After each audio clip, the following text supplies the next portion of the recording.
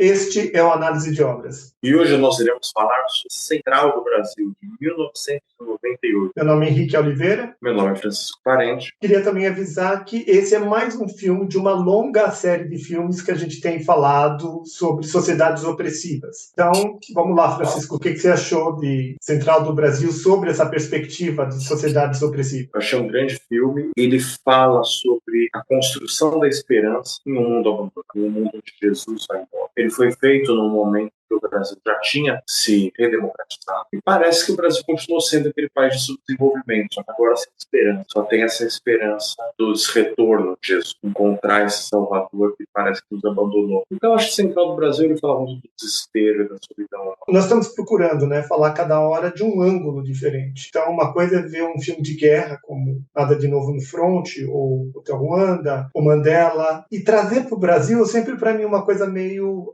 uma pancada. A gente é brasileiro, eu cresci aqui, então conheço o morro, conheço o samba, conheço o interior do Nordeste, né? Não sei se você já teve a oportunidade de, numa cidadezinha, assim, você pegar um busão, você chega na rodoviária, é um lugar agreste mesmo, né? Com terra vermelha no chão, e com aquele público rural muito ainda ingênuo, muito ainda ligado a essa religiosidade muito devota. Esses filmes brasileiros, geralmente, eles me chocam. É muito doído para mim olhar para o Brasil, ver que a gente é assim. O problema desse filme é que ele mostra o Brasil como ele é. Tá certo que já se passaram alguns anos, mas o Brasil é assim. É um país rural com muita gente crédula, beirando a inocência, com essa religiosidade muito crédula. E esse povo que tá, ora, no Nordeste, lá no sertão, num lugar agreste, ora, eles estão aqui em São Paulo, ou nos grandes centros, no Rio de Janeiro, nos grandes centros, Minas Gerais, Belo Horizonte. E aí esse pessoal não muda, eles trazem o Nordeste com eles trazem a deficiência, a debilidade com eles trazem essa inocência com eles. E aí essas pessoas a gente encontra aqui em São Paulo, por exemplo, que a gente encontra eles nos bares, trabalhando atrás dos balcões, encontra essas pessoas dentro da casa da gente, trabalhando como doméstico, a gente encontra no supermercado, repondo objetos nas prateleiras, e você fala, bom, não é porque eles estão aqui agora que eles mudaram, eles continuam sendo essas pessoas crédulas e talvez com essa mentalidade rural,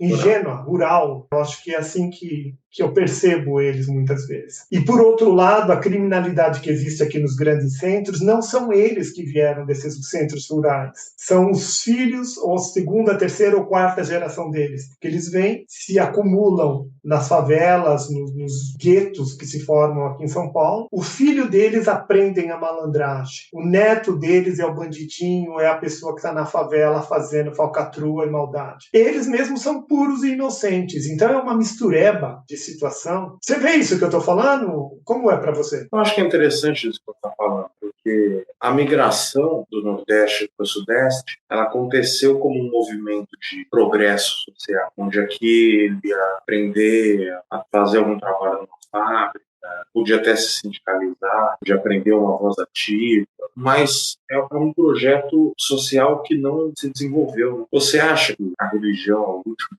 curso de esperança da humanidade? Eu acho que a religião ela é uma necessidade meio que instintiva humana. O homem, desde a caverna, desde sempre, a partir do momento que ele abre os olhos e se encontra com o mundo, ele precisa ficcionalizar e ele precisa fazer essa transferência. Quando a gente fala em psicologia, a gente fala de transferência, ele precisa atribuir externamente um poder mágico, de alguma forma. Então, isso é em todas as civilizações de todos os tempos. Então, é uma necessidade muito grande, começa com o animismo, começa atribuindo ao Deus Sol, Deus Lua, à árvore, ao jacaré, ao crocodilo, sei lá, transfere externamente para algum ente. E isso evoluiu e involuiu várias vezes com o progresso da civilização. Existe essa necessidade. Inclusive, várias complexidades humanas se estabeleceram nas grandes religiões, porque começa de uma forma inocente, pura, quase ingênua, atribuindo, fazendo essa transferência, e depois cria um conjunto de deidades sem fim. Então, quando você olha o romano, tem 200 deuses. Você vê os gregos, tem, 300 deuses. Você vê o mesopotâmio, tem 4. Então, a necessidade de criar deidades e de atribuir para alguma coisa é muito grande. Então, quando você vem para o catolicismo, quantos santos não tem? Quantos arcanjos, apóstolos, visionários? Então, cada religião, cada instituição que lida com esse aspecto religioso, ele tem uma necessidade muito grande de criar isso. E aí, nesse filme, tentando trazer para agora, para esse filme, não é diferente. Você falou logo de cara de religião, eu não sinto esse filme assim, tão diretamente assim, conectado com a religião, mas ele fala, tá ali. Está presente. Você vai na casa da Dora, quando o menino entra, olha para as paredes, tem um santo lá meio caindo aos pedaços, assim, meio estragado, meio envelhecido lá, mas tem um santo. Então, essa questão de religiosidade no Brasil perpassa todo mundo, desde uma classe bem desfavorecida até uma classe média, ou mesmo uma classe alta. Todo perpassa por tudo. E aí, quando você vai no Nordeste, você vê essa romaria, que é muito bem mostrado nesse filme, a devoção, a necessidade de se agarrar a esse ente anímico, né, nesse ser sobrenatural, de confessar, de pedir socorro, de se explicar frente a essa entidade, né, supostamente superior. E é assim que eu vejo como uma necessidade humana que fica se desdobrando, e de tempos em tempos ela ganha muita relevância, de tempos em tempos ela perde um pouco de relevância, mas ela não sai. Eu concordo com você. Eu acho que é um traço inerentemente humano. Essa ideia da gente ter uma necessidade de atribuir um sentido, né? Porque é isso que a religião faz. A religião, ela atribui um sentido. Ela dá sentido para as coisas ser como elas são. Ela tenta compensar uma falta, uma dor, um desamparo. Eu acho bonito que no final a Dora, ela vira para o menino na carta e fala: Jesus, ele vai voltar e vai ficar tudo bem. E isso é interessante, que é uma aposta na esperança. Eu achei bonito isso. Tem um entendimento atual que depende muito como a pessoa interpreta. Para ela, a coisa está lá na frente dela, ela interpreta de um jeito. Então, a religião está aí do jeito que ela é, né? Que nem essa romaria e tudo mais. Cada pessoa lê de um jeito. Então, se ela interpreta aquilo como uma coisa esperançosa, que traz vida e alegria para ela, aquilo faz o dia dela melhor, faz a vida dela melhor. Então, por fim, aquilo é um benfeitor na vida da pessoa. Mas quem faz a benfeitoria é a própria pessoa. Não é necessariamente a religião, é como ela lê, né? Então, a felicidade, a alegria, tudo é muito assim. A pessoa às vezes vive num tremendo conforto, ela olha para a vida dela, por todo o conforto da vida dela, com muita feiura. E tem gente que vive no meio de um lugar horrendo, sem recurso nenhum, ela olha para tudo aquilo e ela vê beleza. Então, depende muito do autor, o autor da interpretação. Cada indivíduo é um autor, né? Então, a religião está aí. E muita gente atribui a religião como um efeito maravilhoso. Então, se ele faz isso, é isso. Para ele, pelo menos, é isso. E aí não cabe ao terceiro julgar, porque não é uma relação do terceiro, é uma relação do primeiro. É a relação dessa primeira pessoa que está interpretando aquilo. Mas é interessante que a religião, ela tem essa coisa meio imprecisa. Deus vai te mostrar a caminho. Sempre uma coisa meio vaga. Aí qualquer coisa que acontece, então foi isso. Ela se vale desse aspecto de multi-interpretação. Agora vamos ao tema esperança, porque imagina uma pessoa analfabeta que saiu do Nordeste e que veio tentar a vida aqui honestamente e sinceramente, muitas vezes fugindo de algum problema, de um relacionamento tóxico, ou vindo mesmo com essa esperança de que vai começar uma vida melhor. Chega numa pessoa que é um escrevedor de cartas e a pessoa se entrega ali pedindo alguma coisa para a pessoa. E aí a figura da Dora no filme, ela é uma figura cínica, amarga. Teve os problemas de infância dela, saiu de casa, e depois ela foi professora a vida inteira e agora, como um recurso extra, ela faz uma graninha escrevendo carta para os outros na Central do Brasil. Vai lá, cumpre horário. E essa pessoa que vai muito ingênua na frente dela se entrega e ela julga essas pessoas. Essa pessoa é má. Ela gosta do cara, ela quer ficar com o cara. E ela inventa todo esse monte de mentiras. Ela acha que eu não estou vendo. Então ela é uma pessoa articulada, amarga, no meu ponto de vista, e cínica. Porque ela chega na casa dela, lê as cartas com escárnio, rasga a carta, joga no lixo, a outra ela põe no limbo. O que você acha disso? Que é um cinismo? Que ela não sabe o que ela está fazendo? Ela é uma pessoa maldosa, representante de uma grande porcentagem da população? Quem é a Dora? Pergunta interessante. A Dora, eu acho que ela é uma personagem muito humana. Ela não é excepcional. A Dora é uma pessoa amarga, ressentida, que parece que sofreu muitas frustrações na vida. Ela fala que ela saiu de casa aos 16 anos, e quando ela encontrou o pai dela nem conheceu ela. E então eu acho que ela é uma pessoa que ela aprendeu a cimentar tudo aquilo que tinha dentro dela, e ela foi uma pessoa muito amarga. E ela fala: eu tenho saudade de tudo, eu tenho saudade da Eu acho que essa é a parte mais tocante desse filme. Quando ela fala que tem saudade de tudo, Quer dizer, tudo que estava entupido, criando essa amarguidão para ela, era tudo uma reversão. Ela queria ser amada o tempo todo, ela queria estar participando o tempo todo. E só agora, depois desse périplo com o menino, de amor e de abertura, que ela foi chegar nisso. Pelo menos foi assim que eu li. Foi assim que você leu? Sim, ela teve que passar por isso para ela conseguir entender quem ela era. Então eu sinto que a Dora, ela era uma pessoa que parece que ela era cínica, maldosa, sabe? Como um modo de ela poder se suportar, sabe? Mas quantas pessoas talvez não façam coisas para suportar? Porque eu fico vendo uma pessoa que trabalha de uma forma sistemática, quando ela se aposenta, ela faz o quê? Ela não sabe fazer outra coisa a não ser ordenada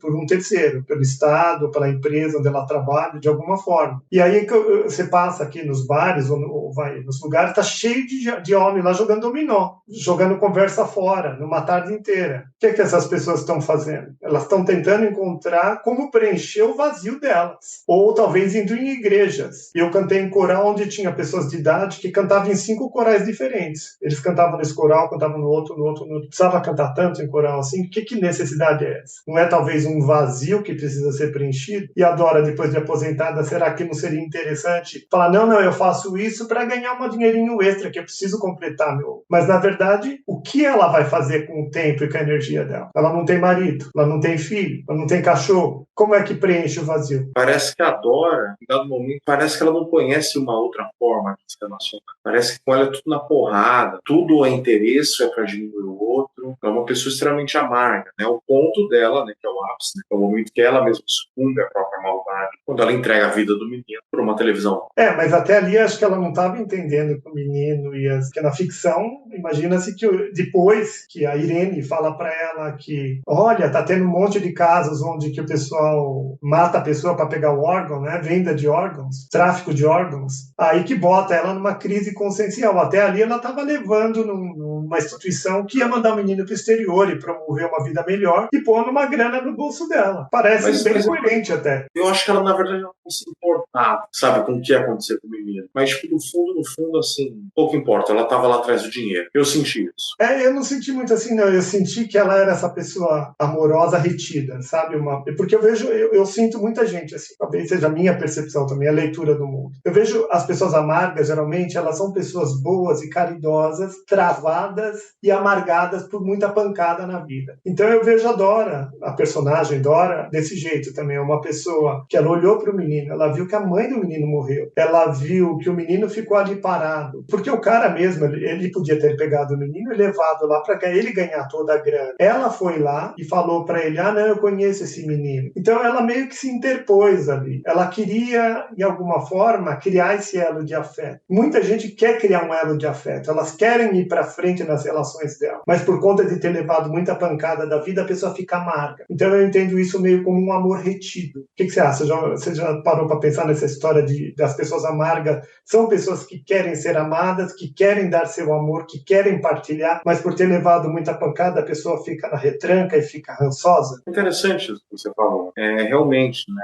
Depois de apanhar muito da vida, a pessoa fica meio ressabiada. Mas com esse menino, parece que ela cria um começo de empatia. Ela cria uma empatia, mas ao mesmo tempo bem distante. Ela vai brincando, né? Eu tenho a sensação desse filme que, por exemplo, ela tá lá, na retranca, como muita gente tá aí na vida. E aí ela viu um menino, perdeu a mãe, ficou aí. Você não tem mais ninguém nesse mundo? Bom, vamos tentar fazer alguma coisa. E aí, menino, o que você acha disso? O que você acha daquilo? E o menino, ele fez muito bem esse papel. Embora ele fosse uma criança, eu achei que acho que é Vinícius de Oliveira, o artista lá, o ator, ele fez extremamente bem. E ele deve ter feito na naturalidade dele, de ser teimoso. E ele tirava, ele meio que espetava ela, né? Mas essa carta a gente vai precisar rasgar primeiro, então ele pegava e denunciava ela. Entre esses espetos e a retranca dela e a necessidade de criar um elo de afeto que ele precisava e ela precisava, eles foram se movendo até encontrar esse lugar de necessidade do menino. Quando chegou nos 80%, 90% dentro do filme, ela já estava totalmente, mas você vai esquecer de mim? Você vai esquecer de mim? Porque eu não tenho nada, eu não tenho ninguém. Você, na verdade, agora se tornou a figura mais importante da minha vida. Se você esquecer de mim, eu não tenho ninguém. É uma coisa doída isso daí. E para a mulher, a maternidade é uma coisa muito importante. Eu vejo mulheres mais velhas, assim, que eu convivi, assim, você vê que elas chegam aos 50, 60 anos, se elas não casaram e não tiveram filho, elas ficam nesse lugar, não, eu tô numa boa, eu tenho tempo, eu tenho dinheiro,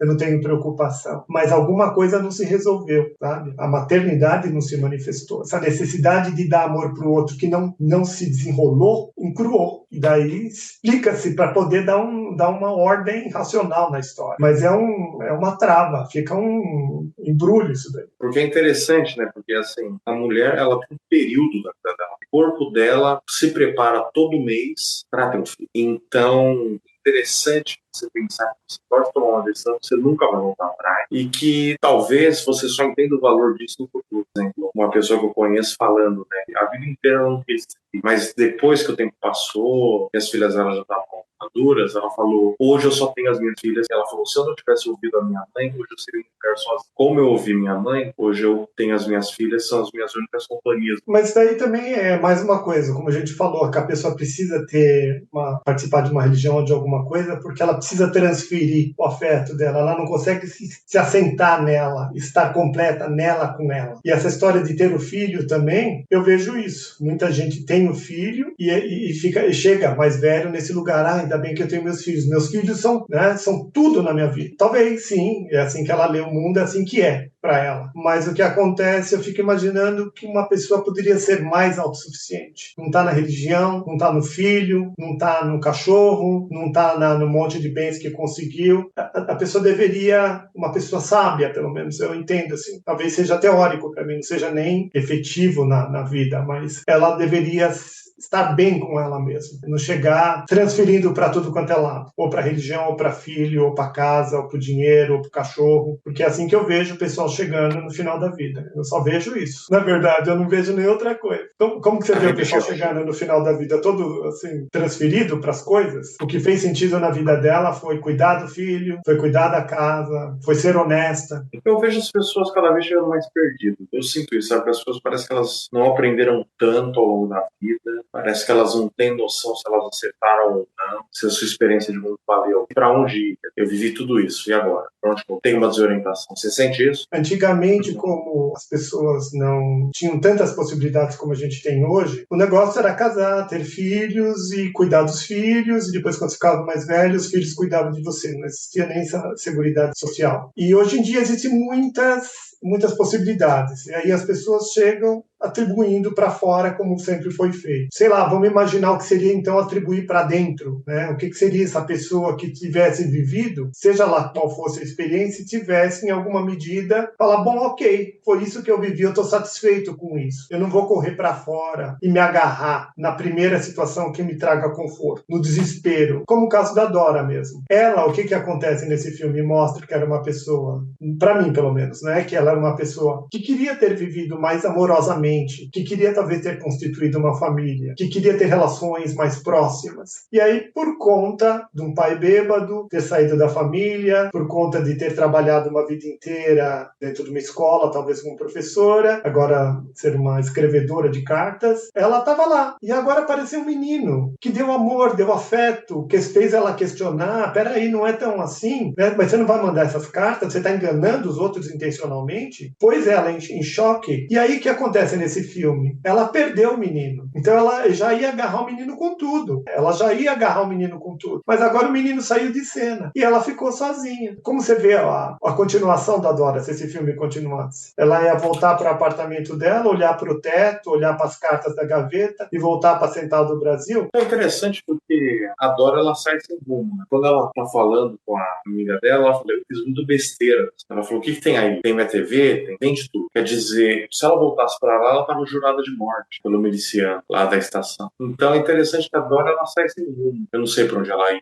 Eu acho que provavelmente ela vai ficar em algum lugar periférico, onde tem pessoas que precisam do trabalho dela, de quem escreve cartas. Mas eu acho que ela ia tentar recomeçar a vida dela, talvez com uma pessoa gentil, que se importa em fazer essa comunicação. Ela quer que o menino tenha a vida dele sem ter ela. Tanto que ela foge. Mas com grande dor, né? Com grande Mas dor. ela tem para quem escrever. Interessante isso também. Ela foge, mas eles mantêm uma relação por carta. É interessante também porque eles vão até Bom Jesus, encontrar o Jesus, e eles não encontram nunca Jesus. E o Jesus deixa o filho dele, Moisés e Isaías. Os nomes bíblicos, né? Todos. E o Moisés tem muita fé no pai, que o pai vai voltar, e o Isaías acha que não. Você acha que o filme, quando ele põe essa questão do Jesus, do Salvador, que vai voltar, você acha que a maioria das pessoas acha que de fato ele vai voltar? Você acha que as pessoas acreditam nisso que ele vai voltar, ou que a maioria das pessoas está completamente desiludida e acha que nem a pau vai voltar, que ele era um bêbado e que não prestava, e que Jesus, você foi a pior coisa que me aconteceu,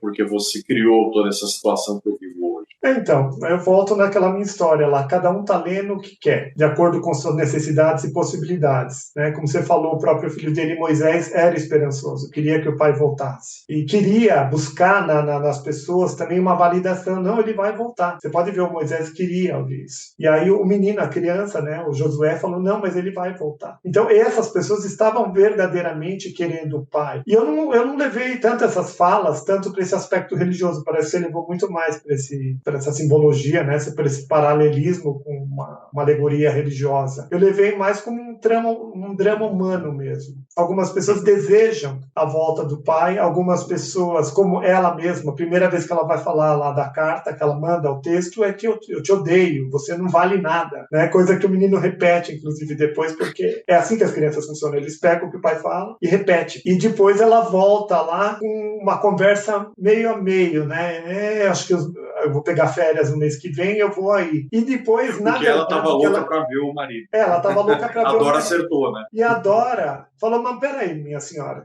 Então peraí que vamos escrever de novo essa carta. Aí quando ela escreve, que na verdade é a terceira escrita da carta, a Dora põe explicitamente que eu te amo, eu quero ver você, eu preciso de você. Então é isso, eu acho que cada pessoa está num lugar de leitura e de suas necessidades. O outro estava ressabiado, o Isaías lá que você falou. E o pai dele largou, o pai dele era alcoólatra, tinha ido embora, quer dizer, falou que deixou para o Moisés e para o Isaías e tomar conta dos negócios. Que negócio? Ele foi embora do dia para a noite, alcoolizado, nunca mais deu satisfação, não deu uma explicação, não deu nada. É tipo assim, eu não confio mais em você. E eu vejo isso muito mais como um trama humano do que querendo fazer um paralelo com uma alegoria cristã, assim. O que você acha? Você está curtindo mais essa ideia da alegoria cristã? Não, é que a primeira vez que eu vi o filme eu não tinha pegado isso. E aí eu percebi, né, como tem essa coisa de tentar chegar a Jesus.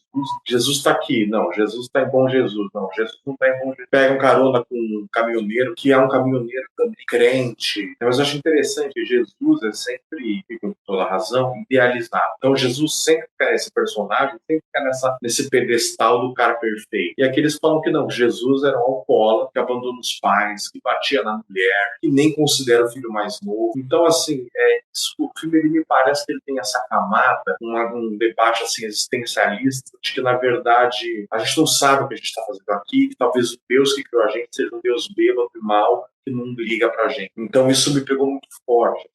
Porque eu não li dentro dessa alegoria cristã, embora tenha os nomes aí, tem as personagens, e eu vejo mais como um jogo de carências. O cara bebia, a mulher veio tentar a vida no Rio, ela criou a criança o tempo todo esperando que o homem fosse vir, a criança toda esperançosa de um dia encontrar o pai, queria se mostrar na melhor das possibilidades, colocando uma camiseta nova, não se mostrando, né, a si próprio como um indigente ou um mendigo, ele mesmo diz isso. A Dora, que era essa pessoa rançosa, na verdade se mostrou uma pessoa carente e necessitada, e ele necessitado, e o homem necessitado, e os dois filhos lá no Nordeste necessitados. Então, para mim, é um mar de carência. Parece um ping-pong de carência, assim. Quem é mais carente aqui é a mulher de sapo. Todo mundo é carente, procurando fazer o que pode dentro dos seus poucos movimentos, sabe? Mas você acha que o filme tem um encerramento esperançoso? Para mim, ele tem um quê de autoconhecimento, assim, sabe? Eu era, assim, tipo assim, se fosse traduzir em poucas palavras, eu diria assim, a Dora e essas pessoas todas muito carentes, a gente é muito carente, e eu queria ter uma vida mais amorosa, mais próxima, eu sofro por tudo isso. E eu sou um desgraçado. Todos vocês são uns desgraçados, miseráveis, vivendo em tristeza e amargura. Infelizmente é assim. Para mim é essa a tradução última do filme. Como que você faz a tradução última do filme? Esperança, ai, agora eu tenho você, pelo menos eu não sou mais aquela pessoa amarga que vai para a estação me enganar os outros. Eu acho que sim, eu acho que assim, dentro daquela leitura religiosa, por mais que Jesus não esteja aqui, ele ensinou a carpintaria para os filhos, então ele ensinou um caminho, né? Os filhos estão construindo aquela vila, fazendo a obra, e nesse sentido mais humano, eu acho que de uma personagem que aprendeu, que ela tem que assumir, sabe, ir atrás, que ela sente saudade de tudo mesmo, que ela sofreu e que agora ela tem um amigo e que ela vai tentar ser uma pessoa diferente. Então acho que é um filme que, assim, parece que no polo macro a sociedade vai continuar sendo opressiva sempre, mas no polo existencial humano parece que tem uma saída. Sabe? É um filme que no final os dois aprendem. Ele aprende a amar ela, né? Tanto que ele chora, ele sofre por ela, e ela aprende a sair dessa casca que você falou mais cedo. Então, assim, eu acho que é legal. Isso parece que tem uma transformação humana importante. Então vamos para as notas lá. O que você achou do roteiro? Eu dou 10. Eu dou 9,5 pro roteiro. Eu achei excelente. Aquela história, eu não quero dar 10, a menos que eu acho que seja incrível fora do planeta, né? Mas fantástico, né? Escrever essa história, esse jogo emocional que faz com a gente, né? Essa peregrinação emocional. Para mim, eu chorei e ri nesse filme. Eu também. E te fez pensar? Eu dou um 8 para quando o filme me provocou e me fez pensar. Eu vou dar 8 também. Eu vou dar 8, me fez pensar bastante, porque eu estou comparando bastante com o filme que a gente conversou da última vez, que foi Capitão Fantástico. Aquele filme, ele me consumiu muito antes do nosso encontro, sabe? Em termos de o que isso quis dizer, o que aquilo quis dizer. Esse filme não, parece que eu não tinha muito o que pensar. Posso ir lá direto conversar com o Francisco, porque eu estou pronto. Então eu vou começar a usar isso como unidade de medida. Quando me angustiar muito, eu tiver que pensar muito antes, nota mais alta. Se eu não tiver que pensar muito, porque não é tão assim. Mas, de qualquer forma, tem muita coisa bacana aqui que a gente conversou hoje, inclusive. Então, veio dessa reflexão, né? Então, 8. Qual que é o terceiro item? Sociedades opressivas. Você está dentro do nosso tempo. Eu vou dar 8. Eu também vou dar 8,5, vou dar um pouquinho mais que você, porque eu acho que ele, se olhar bem para ele, a opressão está por trás. É o pano de fundo do tempo todo desse filme. Aquela estação cheia de gente passando, o vendedor, o cara que executa o outro, a venda de órgãos, está tudo aí. É tudo opressão, é tudo uma coisa medonha construída na sociedade. Depois, quando vai para o Nordeste, aquelas romarias, a pessoa naquele caminhão sendo transportado. Então, opressão, opressão, opressão. Então, é o pano de fundo do tempo integral do filme. Então, 8,5. Então é isso aí, pessoal. Espero que vocês tenham gostado do nosso bate-papo. O que você sugere para eles, Francisco? Eu sugiro que eles deixem o like, eles comentem e para vocês também compartilharem esse vídeo para poder expandir o nosso debate, o nosso alcance e, claro, nos seguir nas redes: YouTube, TikTok, Instagram. É isso aí, pessoal. Grande abraço, muito obrigado. Grande abraço e até a próxima.